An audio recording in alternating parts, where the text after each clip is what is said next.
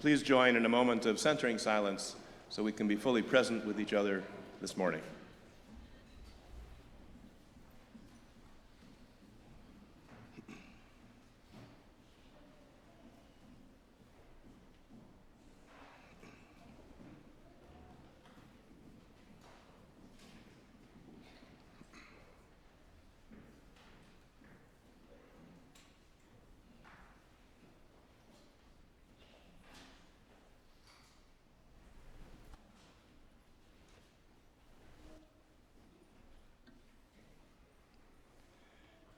And now, if you're ready, or even if you're not, let's get musically present with each other by turning to the words for our ingathering hymn, which you'll find inside your order of service.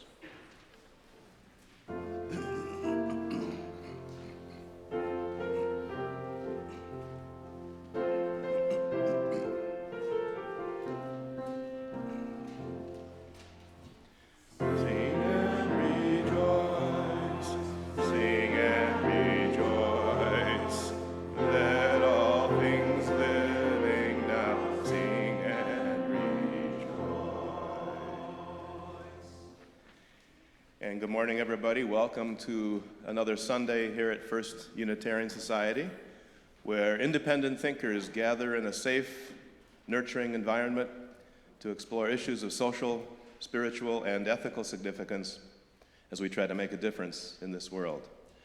I'm Steve Goldberg, a proud and very entertaining member of this congregation, and I'd like to extend a special welcome to anybody watching or listening at home. You're looking really good today. And to any guests, visitors, or newcomers, if this is your first time at First Unitarian Society, I think you'll find that this is a special place. And if you'd like to learn more about our special buildings, we'll be conducting a guided tour after today's service. Just meet over here at the windows after the service and we'll take care of you. Speaking of taking care of each other, this is a perfect time to silence those pesky electronic devices that you will not need for the next hour. So please take a moment to perform that task. And while you are doing so, let me remind you that if you're accompanied by a youngster today and you think that youngster would prefer to enjoy the service from a more private space, we offer a couple alternatives for you. One is our child haven in the back corner of the auditorium and some comfortable seating right outside the doorway in the Commons.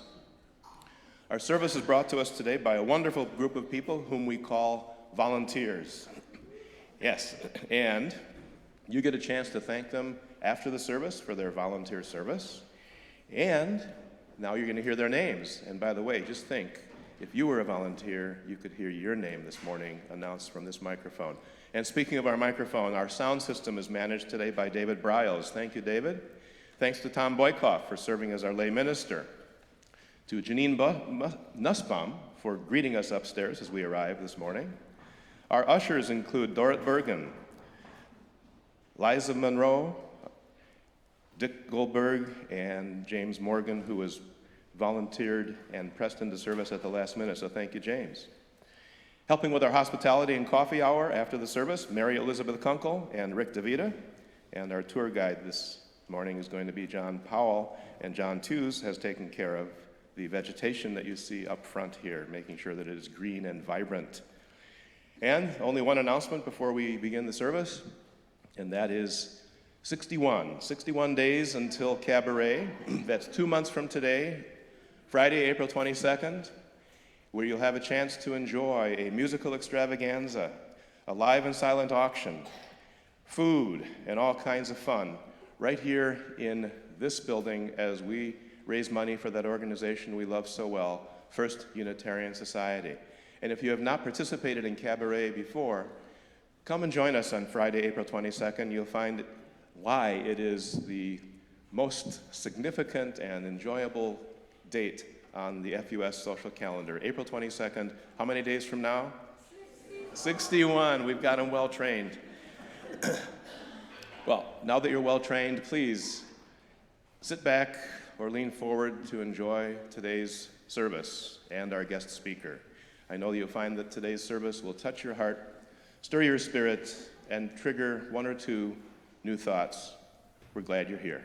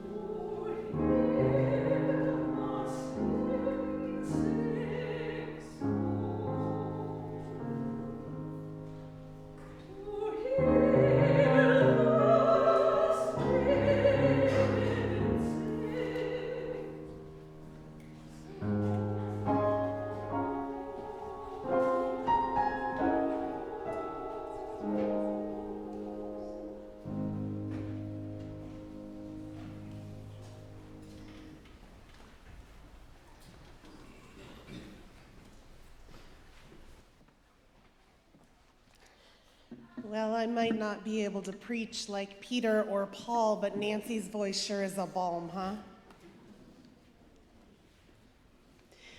Wind that whispers through the willow trees, sun that sustains us, water that washes over the willing earth and weathered stones, a smile shared and savored, a child's squeal of delight as she dances in the daisies and daffodils, the quiet joy of gathered community. This is the spirit of life and love that we call forth now into this gathering. May this spirit infuse our hearts, fill our souls, and carry us forward like a wave on the ocean as we enter now into this sacred time and space. Come, let us worship together. And as we worship, leading us through, we have a special guest speaker that I am honored to announce. Reverend Anthony McCarr is here today. He grew up in Alberta, Canada, and moved to Texas when he was 12 years old. He's a former college professor of philosophy, and his lifelong passion is figure skating. Ordained in 2004, Reverend McCarr's first ministry involved planting a new kind of UU church in the Dallas-Fort Worth area called Pathways. Since 2007, he has been the senior minister of the Unitarian Universalist congregation in Atlanta, and we are very excited to have him here today. And we are also excited to light our chalice, so if Steve will come on up and you all will stand. He is entertaining, he is. And join me in the words that are in your order of service. Each one of us is a stanza. We make up a poem. We light this chalice in the hope that the poem is profound in meaning and full of beauty. And to recognize the beauty in one another, I invite you to exchange friendly greetings.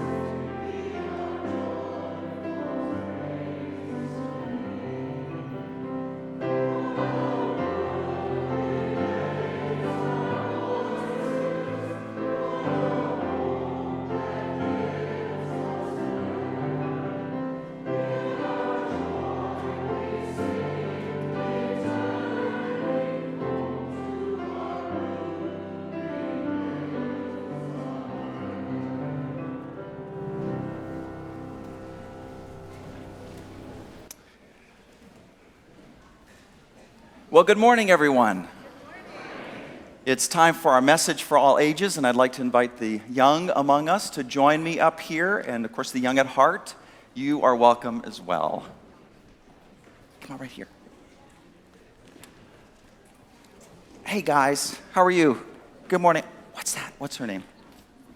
Sky. Sky's pretty. Hi, good morning. Come on. Come on up here. Hi, good morning to you. First of all, I'm glad you guys are here in church this morning. I'm glad you're here on Sunday. So I thought we would start out by a little follow me game. I'm wondering if you guys will do that. And by the way, I'm Reverend Anthony, and I come from Atlanta. Do you guys know where Atlanta is? Yes. Atlanta? Yeah, where is it? Do you know? It's way far out in the ocean. It is way far out in the ocean. You got that? That's true. So here's the follow me game. I want you to follow me as I clap. So do what I do. Follow me. Follow me. Oh, got to watch now. Let's do it again. Follow me. Nope, follow my pace. Go slow. Get faster.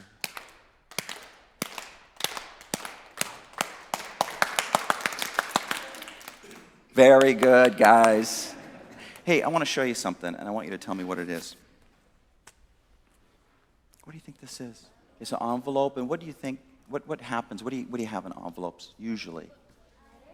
Letters. And I want to talk about letters today. Letters. Have you ever written a letter before to somebody? Okay, some of you have. So tell me, what did you write when you wrote your letter? What do you write letters for? Hey, come on. Hi, guys. Come on, join us. Hey, good morning to you. What do you do? Yes, tell me. I usually write my letters to my grandma and grandpa to talk to them about Christmas presents they got me. Okay, And okay. I wrote about my first day of school. Fantastic. So letters to your grandma and grandpa about Christmas presents that you want. That is a very good reason for writing letters. And also your first day of school. And thank you letters. What other kinds of letters have we written? Yes. Birthday cards and right to let friends and family. Fantastic. What else? Yes.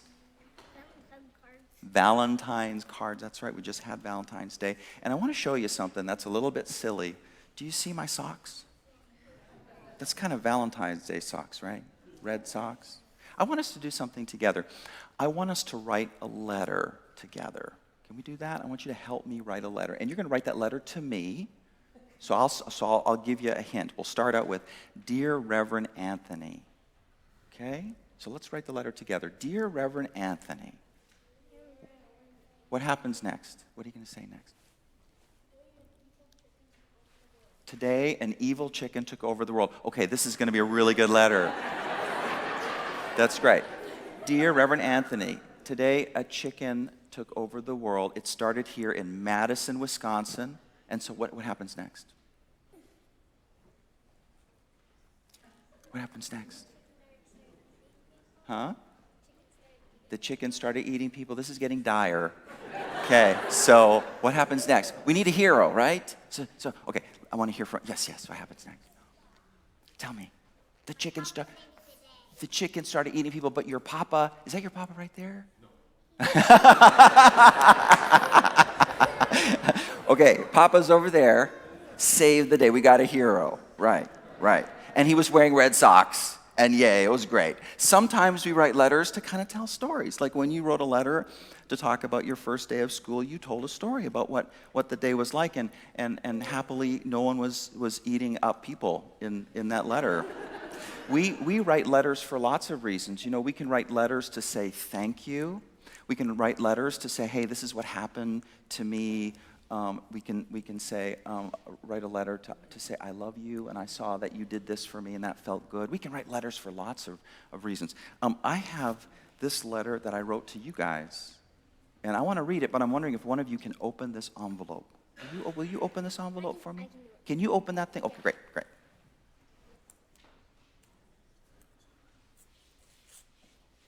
Good, just go for it.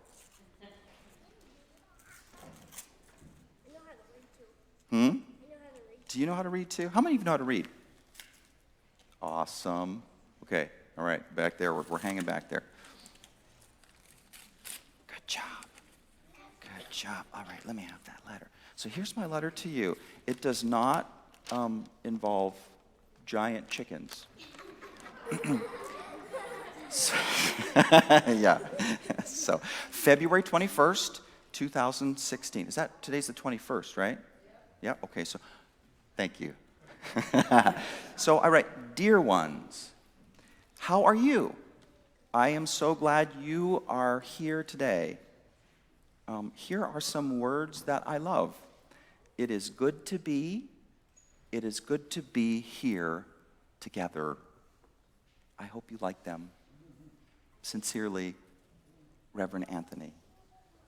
And that's my letter to you guys. I have something I'd like you to think about doing this week. When you go from this place and when you go into your new week, I'd like you to think about someone that you would like to write a letter to. And you want to share with them some words that mean something to you, or you want to talk about something that happened in your day, or you want to tell them that you appreciate them and that you love them. Will you think about that? Will you think about doing that this week? That could be a wonderful thing, to write a letter in this age where people don't write letters anymore, really. Not very often. And that is our message for all ages. Again, I'm glad you're here. And now we're going to sing you out to your classes. All right? So let's do that. Thank you. Bye, guys. Thanks for coming.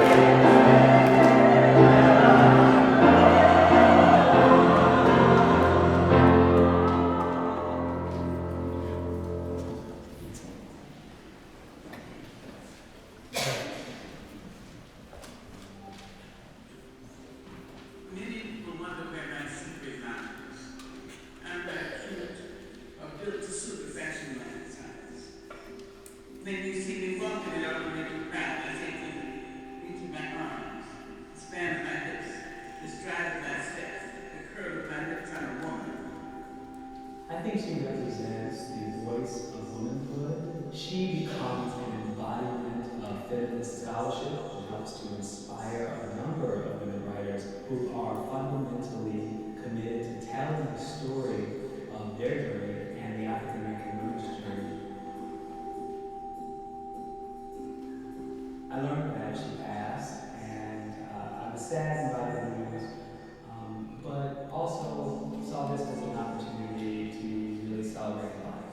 In 2010, the Schomburg Center purchases Maya Angelou's collection. There is correspondence between her and several famous people. It includes original manuscripts and typescripts of many of her published work. We're looking at the handwritten manuscript of I Know Why the Caged Bird Sings. This was the book that put her on the map in 1969. This is as close as you get to seeing her literary process unfold in real time. So this is a signed copy of Maya Angelou's inauguration poem, On the Pulse of Morning. This is most likely the poem and the work that she is most known for. A rock, a river, a tree, hosts to species long since departed. Mark the mastodon, the dinosaur, who left dry tokens of their sojourn here on our planet's floor. She really uses poetic metaphor to talk about the strength of this nation, the ability to learn from its mistakes, to grow out of struggle in order to set a steady course forward to a bigger and brighter future. Here, on the pulse of this new day, you may have the grace to look up and out and into your sister's arms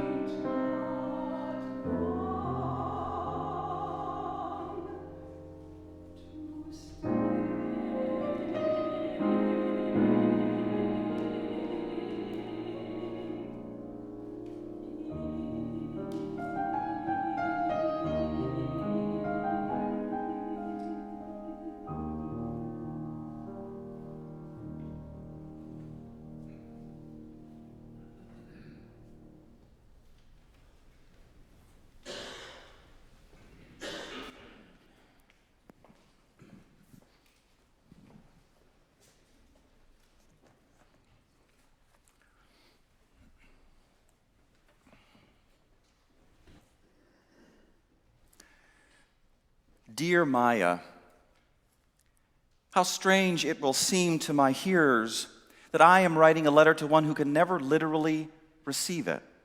You died almost 2 years ago.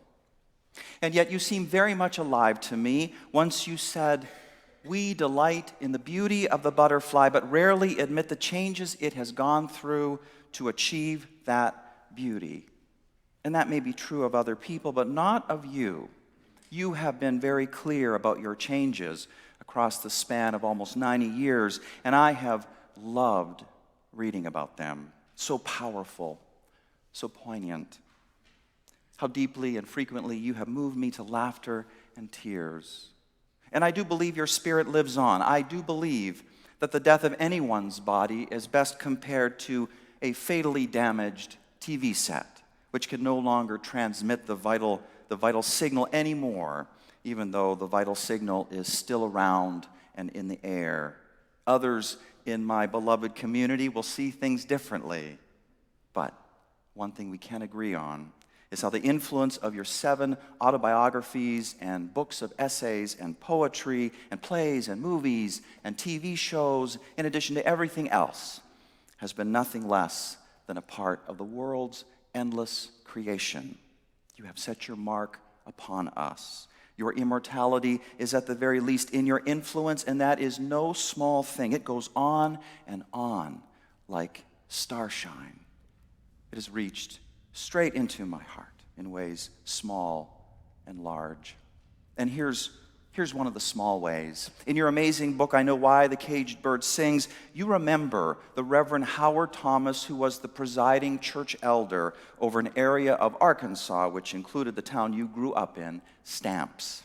He'd come to Stamps every 3 months to stay in your home, and when your paternal grandmother, whom you called Mama because she raised you, opened the door to him, he'd spread his arms out wide. He'd call out for you and your brother Bailey, saying, "Suffer the little children to come unto me, for of such is the kingdom of heaven." He wanted a hug, but you thought he was ugly and fat, and that he laughed like a hog with the colic. You thought his arms were awful. You didn't want a hug, but your mama made you. Just like my Baba made me. His name was Ivan, and I had no clue what he did or what his purpose was in life, just that he was a dear friend of the family from a long way back. He'd always come when he'd heard that my family had made the long trek from northern Alberta to Edmonton to visit relatives. His breath smelled like onions. His face was shiny and flabby. And strangest of all, there was his forehead, which near the scalp featured a quarter-sized caved-in part that no one ever mentioned, not even once, and it was so obvious that something was wrong that I just wanted to scream. He'd look at me with his big bug eyes and hold out his octopus arms for a hug, and I just wanted to run, but Baba made me go to him, sit on his lap, and he would breathe on me with that onion breath and squeeze me and go, "Heh, heh, heh, heh." And I would laugh out of embarrassment. And then finally it'd be over and he'd release me from his tentacles and I'd book it out of there to everyone's vast amusement. Adults think children are simpletons, tabula rasa, but Maya, you remind us that it is completely otherwise. Children have their own thoughts to think. They are already complicated little worlds. To them, the motives and behaviors of adults at times can be incomprehensible. But the main point is this, that you've brought me back to the memory, and it feels like something long lost in me has been found, and that feels so good, even if it was but a small memory about a particularly weird moment. You have returned me to myself, and if there is any triumph to art, it is that.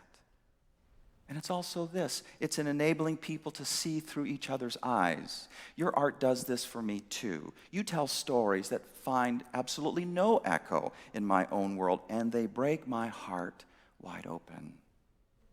Many of these stories are about the harshness of Southern life and the experience of blackness as told from the inside. And you are one of the very first to share like this. Another day was over, you say. In the soft dark, the cotton truck slipped the pickers out and roared out of the yard with a sound like a giant's fart. The workers stepped around in circles for a few seconds as if they had found themselves unexpectedly in some unfamiliar place. Their minds sagged. In my mama's merchandise store, the men's faces were the most painful to watch, but I seemed to have no choice. When they tried to smile, to carry off their tiredness as if it was nothing, their bodies told a completely different story. Their shoulders drooped even as they laughed, and when they put their hands on their hips in a show of jauntiness, the palms slipped the thighs as if they were waxed, as if the pants were waxed. The women's feet had swollen the discarded men's shoes they wore, and they washed their arms at the well to dislodge dirt and splinters that had accrued to them as part of the day's picking. I thought them all hateful to have allowed themselves to be worked like oxen, and even more shameful to try to pretend that things were not as bad as they were. You tell this story, and then you tell another. How your mama, on pain of punishment, had taught you and your brother Bailey to be impeccable in the way you addressed your elders and your betters. Show respect. Do not bring shame to your family. But as for what you have called po-white trash, they'd call your mama by her first name, despite the fact that she owned the very land that they lived on. If there's any justice in this world, you say, in I Know Why, the caged bird sings, God should strike them dumb at once. But God never did. God just watched. God just watched.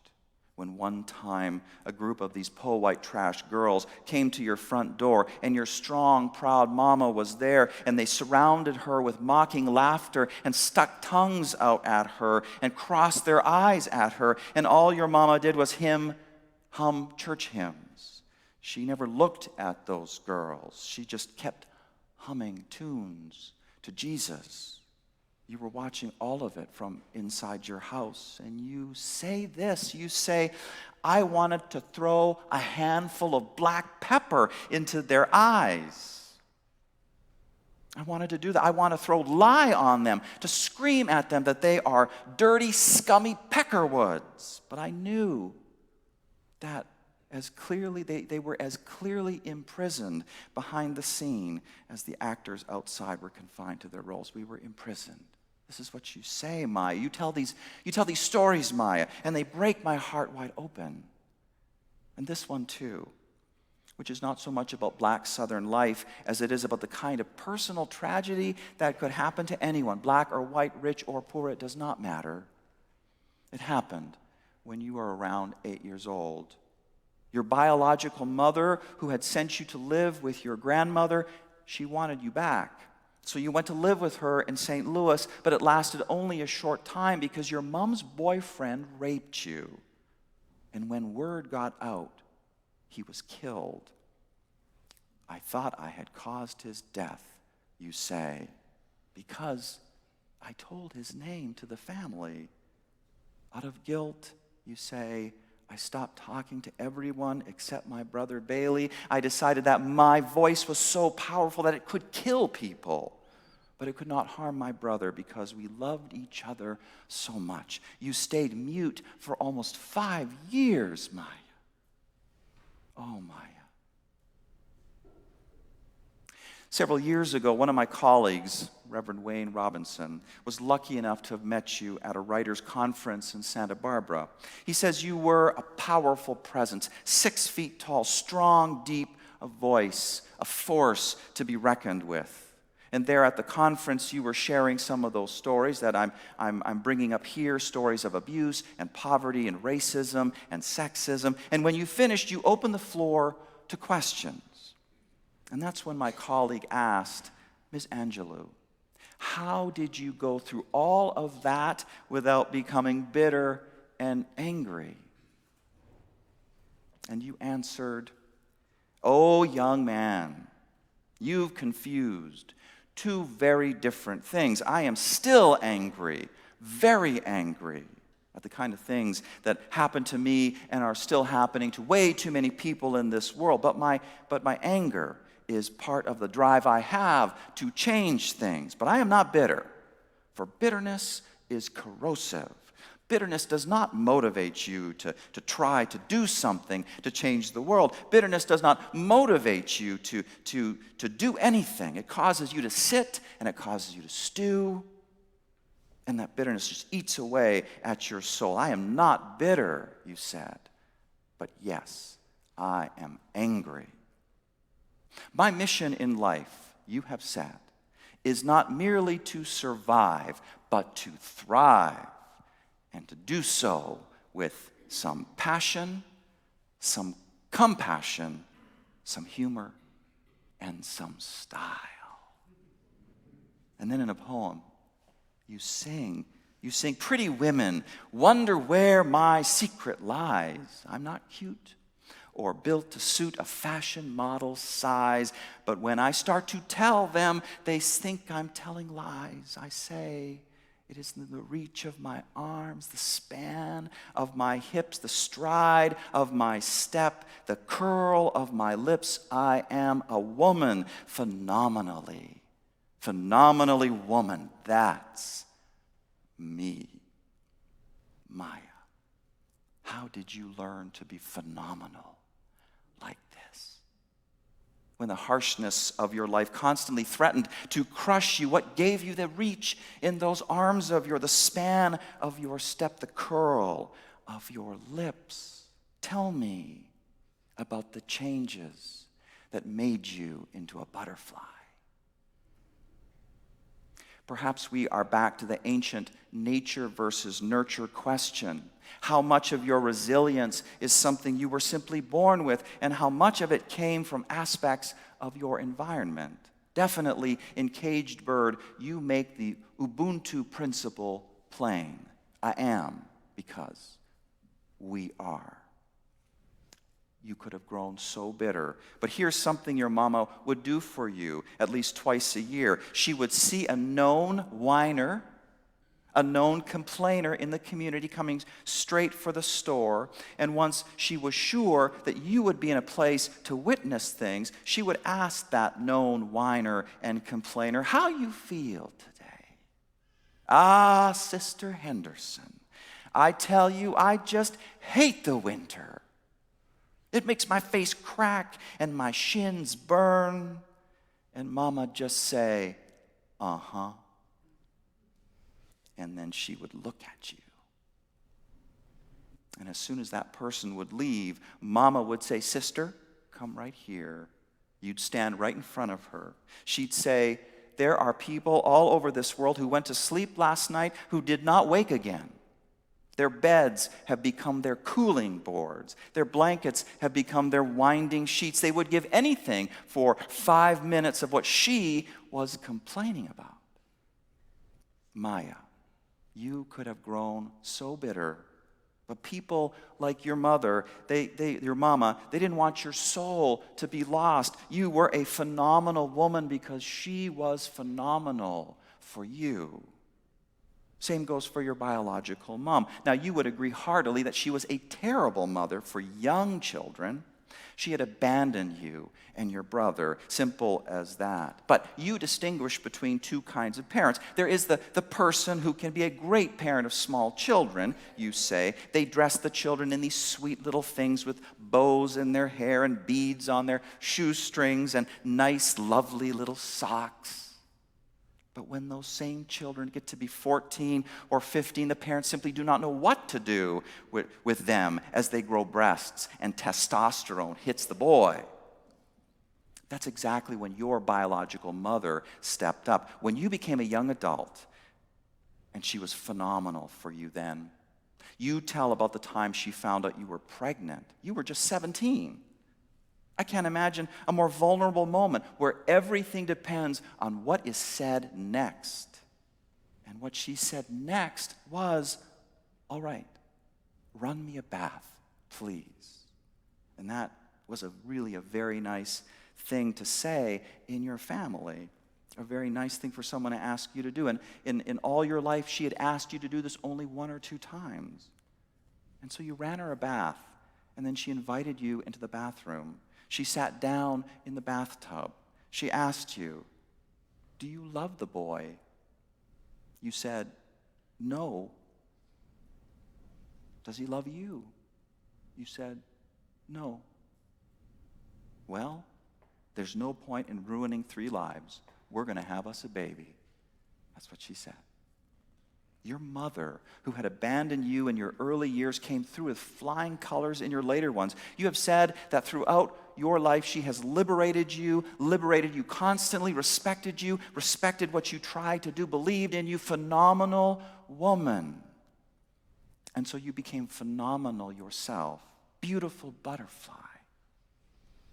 In a life of many high points, perhaps the highest was in 1993 when you recited your poem On the Pulse of Morning at the inauguration of President Bill Clinton, becoming the first poet to make an inaugural recitation since Robert Frost at President John F. Kennedy's inauguration of 1961. And this is part of what you said. History, despite its wrenching pain, cannot be unlived. And if faced with courage, need not be lived again. Lift up your eyes upon the day breaking for you. Give birth again to the dream. Women, children, men, take it into the palm of your hands. Mold it into the shape of your most private need. Sculpt it into the image of your most public self. Lift up your hearts. For each new day holds new chances for new beginnings.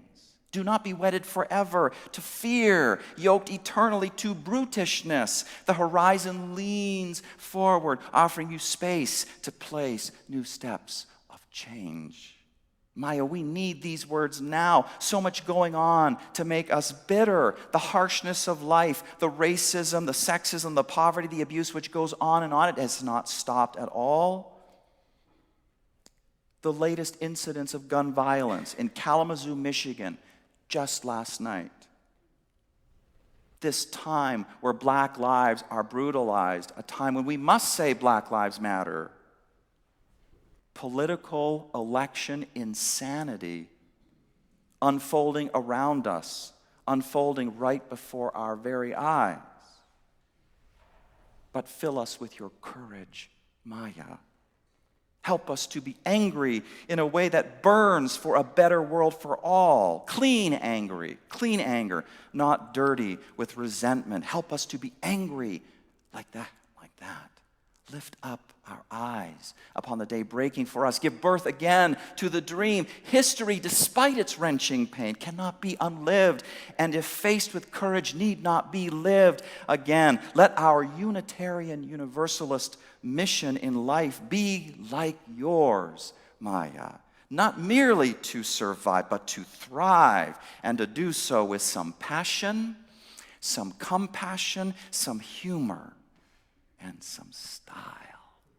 For myself, I know that I cannot possibly be a phenomenal woman, but let me be a phenomenal man.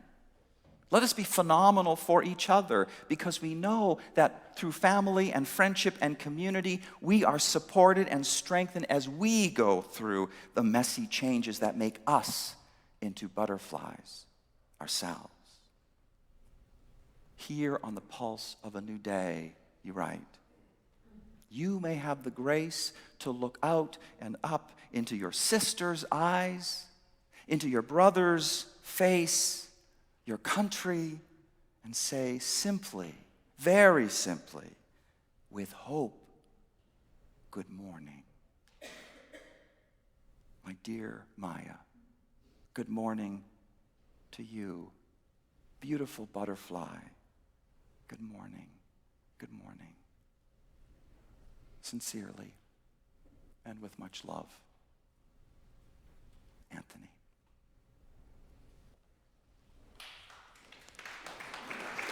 Thank you.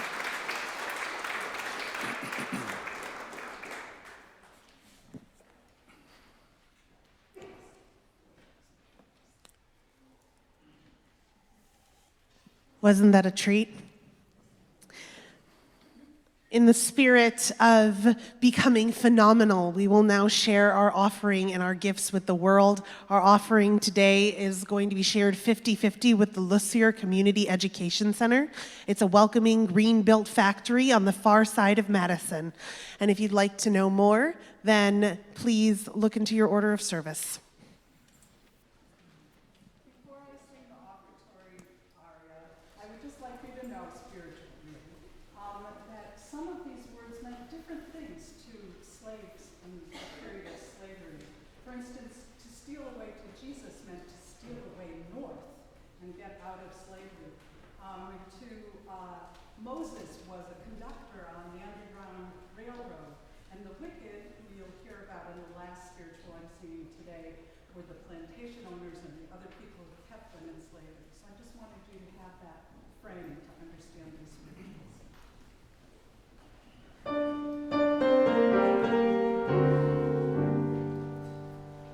I've been in the storm so long. I've been in the storm so long, children. Been in the storm so long. Oh, give me little time to pray. Oh, let me tell my mother I go along. Oh, give me little time to pray. With a hot brown head and an ache in the heart. Oh, give me little time to pray. I've been in the storm so long. I've been in the storm so long, children. Been in the storm so long. Oh, give me little time to pray. Oh, when we get to heaven, I'll walk all about. Oh, give me little time to pray. There'll be nobody there that can turn me out. Oh, give me little time to pray.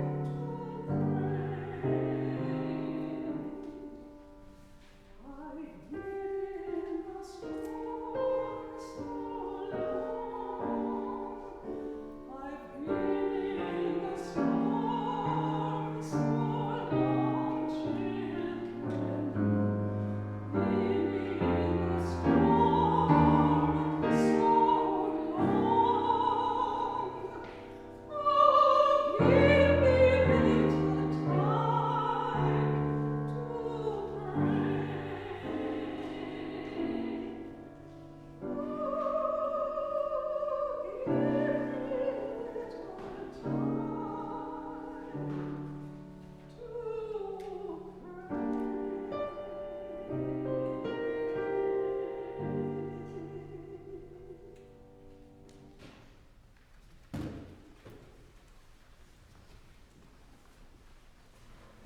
So it's annual campaign time, which is everybody's favorite time of year. Okay, seriously, it is one of my favorite times of this year because this congregation has been so amazingly welcoming to me. And now I get to hear all kinds of stories about what it means to you and why you support this congregation. And I'd like to welcome our own Kurt Stagey to talk about why he gives his time and treasure.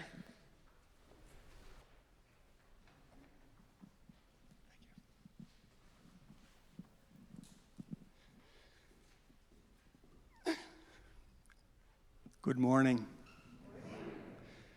And thank you, Nancy. That was beautiful. I'm Kurt Steggy.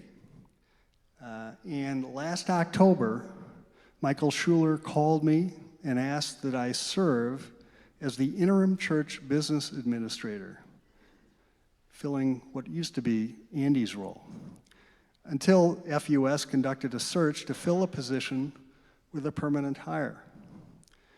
Michael justified his request in part by referencing the relatively broad knowledge of the Society's operations that I had gained since my wife and I joined FUS in 1981. I'm currently a Bibleodian teacher for 4th and 5th graders. I'm on the board of the foundation, was active on the building committee during this edition, and have a variety of other roles in my past that I won't bore you with. Except I will say that I really enjoyed cleaning the stones that were used on the addition as well. I like to get my hands dirty. Now, as you may know, it's not easy to say no to a request from your minister. I'd been in retirement for a couple of years, but as a humanist, I decided, and in order to avoid divine retribution, I said yes. Well, turns out my 35 years of experience as a member, volunteer, and contributor financially, they were helpful. But once I started on the job, it immediately became apparent to me that the scope of this institution was way more extensive than I had anticipated. What I thought I had known really turned out to be just the tip of the iceberg. First, I concluded that the FUS campus was a lot more extensive and a lot more active than I'd realized. Something like 800 events here per year. All kinds of programs, interrelationships with lots of other organizations and suppliers of goods. This is a complex place and a very complex organization and operation. Secondly, I was struck by how those of us sitting in these chairs in the auditorium on Sunday can be unaware of how much work is going on by staff behind the scenes. We have very dedicated employees here. These are people who really care about this place. They are absolutely necessary to keep this building, member services, and our programs all operating. Coordinating all the components of FUS is much more complicated and extensive than I'd realized. But remember, we just don't see the staff unless we look or we really think about it. I found it to be a real privilege and a great experience to work here. It made me even more proud of what this institution does and of those who do it. Early in January, my employment ended, and I'm real pleased that Monica Nolan has been hired to fill the church business administrator position. Once again, I'm retired. But I learned a lot during my brief stint. My message today is that from where you are now sitting, I hadn't adequately understood what goes on here day to day and week to week. I hadn't realized how much this institution relies on a very dedicated staff. I hadn't realized how many of our staff work outside of our field of vision, keeping it all together. So when you think of FUS, and certainly when you make your pledge this year, remember that you are only seeing the tip of the iceberg. And by the way, there is an easier way than working here for a couple months to get a better feel for how much does go on here.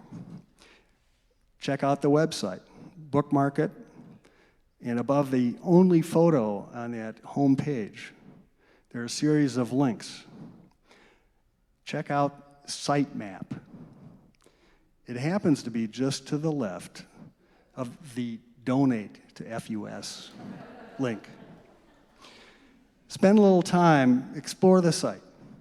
Working from the sitemap really gives you a helpful perspective on all the aspects of this operation.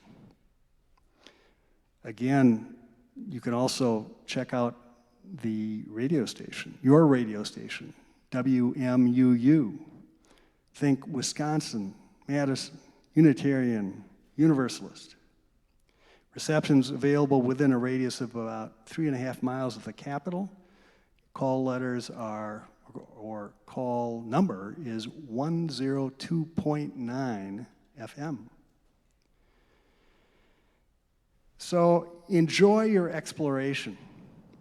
I hope you gain a fuller appreciation for each one of the staff here and for everything that goes on behind the scenes or as part of that iceberg that is under the waterline. Thank you.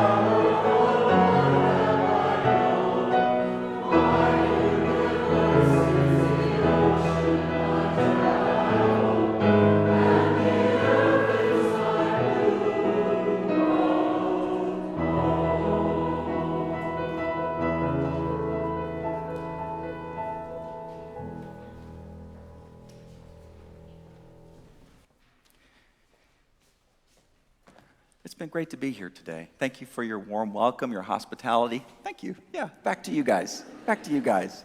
So for the benediction, something that I do in my home congregation is we join hands, and I want to invite you to do that if you feel comfortable doing so.